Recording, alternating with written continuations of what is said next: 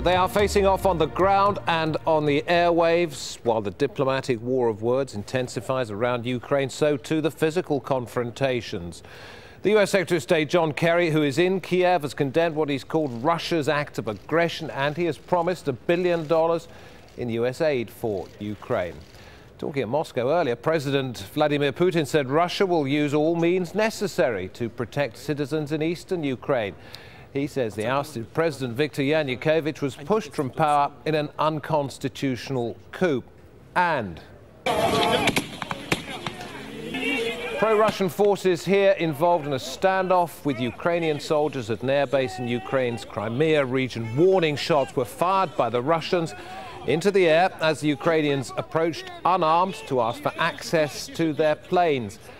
And that is where we begin our coverage with this report from Hoda Abdel Hamid. In Belbek, the Ukrainians' marching songs were met with Russian gunfire. Shots fired into the air, warning the troops to stay back. "Hey, we're local too," the men shouted.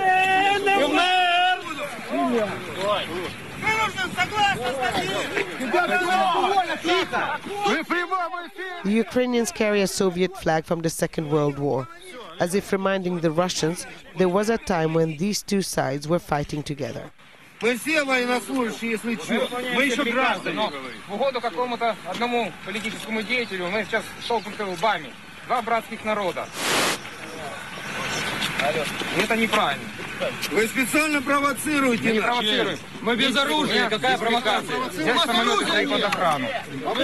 the standoff didn't last long. A Russian commander had been called, but was told to hold off when it became clear neither side was willing to fight.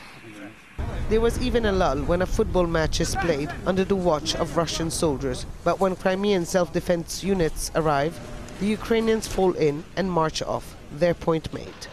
So the Ukrainian soldiers came out of their base and were heading towards the airstrip because they wanted to reach the weapons depot. And that's when they were stopped by the Russians. Now, there have been negotiations throughout the day between the Ukrainian and the Russian commanders. We still don't have the outcome. The overnight deadlines for Ukrainian troops to give up the Russians passed with no sign of the military storm that had been threatened. Moscow denied that there was ever a deadline. In the Crimean port city of Kerch, this soldier said none of his team would vow allegiance to the new pro-Russian Crimean government. Marines never surrender.